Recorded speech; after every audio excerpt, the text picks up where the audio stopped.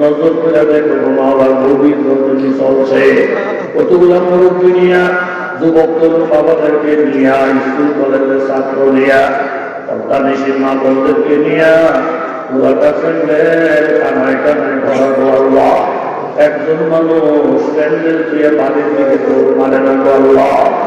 এই মানুষগুলা তোমার সামনে হাজির করে দিছি, মানুষগুলাকে মাফ না কইরা খালিয়াতে তাকে বাড়িতে বাড়াইয়া দিও না আল্লাহ।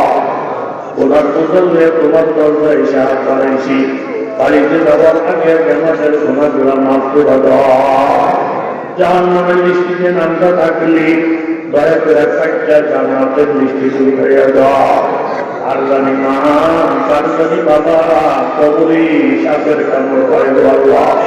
তার বাবার কবরে জানি গো মাবুদ জাহান্নামের একজন দাউদাউ করে বলে দরবারে দুইটা হাত বাড়াইছি, মার ঋণ কোনোদিন শোধ করতে পারবো না, বাবার ঋণ কোনোদিন শোধ করতে পারবো না।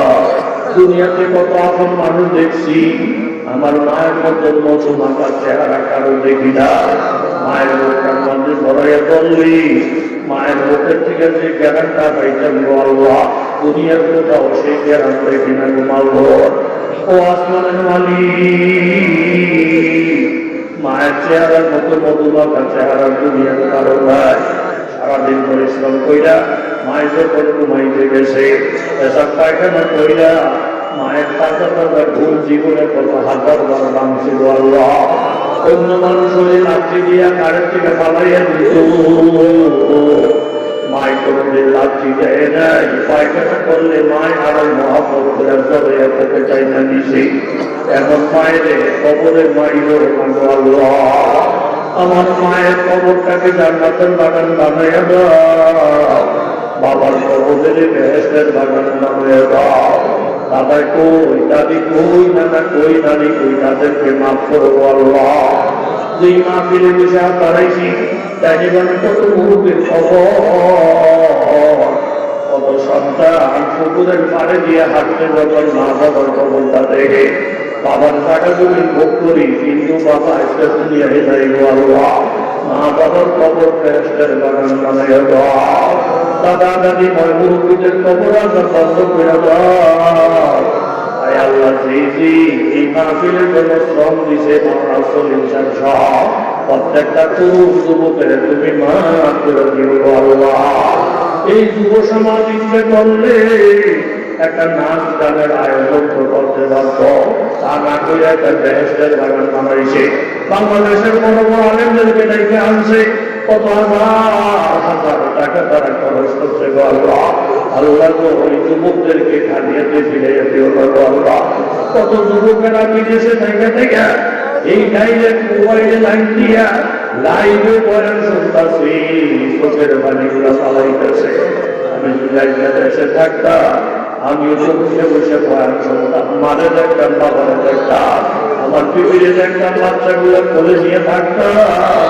ওই প্রবাসী বাবাদের জীবনের গুনাহ মাফ করে দিও, তাদের বিদেশি জীবনকে তুমি উন্নতি বানাইয়া দিও, কর্মের মধ্যে বরকত দিয়ে দিও। আয় আল্লাহ, যেইভাবে থাইকা আয় আল্লাহ এই যুবকদেরকে মাহফিলের জন্য উৎসাহিত করছে গো আল্লাহ, একজন মন্দাকেও খালিয়াতে ফিরে দিও না। আয় আল্লাহ, আলেম ওলামার ইজ্জত সম্মান তুমি বাড়াইয়া দাও, মা বাবার মর্যাদা বাড়াইয়া দাও, মুরব্বীদের মর্যাদা বাড়াইয়া দাও। মাওলানা সেলিম সাহেব সহ আরো যে সমস্ত মানুষেরা এই মাহফিলের মধ্যে আয়োজন করে কত সুন্দর আয়োজন করছে, আয় আল্লাহ তাদের সকলেরই ইসলামের সৈনিক বানাইয়া দাও। প্রত্যেকটা দানবীর যে নিয়োগ করে কইয়া এই গভীর রাত্রে দান করে গেছে, আয় আল্লাহ একজন দানবীর তুমি খালি হাতে ফিরাইয়া দিও না। অনেক মা বোনেরা গভীর রাত্রে আমাদের সঙ্গে মুনাজাতে হাত উড়াইছে, আয় আল্লাহ প্রত্যেকটা মা বোনকে রাবিয়া গোসলের মতো আল্লাহ বানাইয়া দাও, ব্যবসায়ীদেরকে কবুল করে দাও। আয় আল্লাহ যে নিয়তে মাহফিলের কমিটির কাছে ফোন করে দোয়া চাইছি, প্রত্যেকের নেক আশা পূরণ করে দেও আল্লাহ।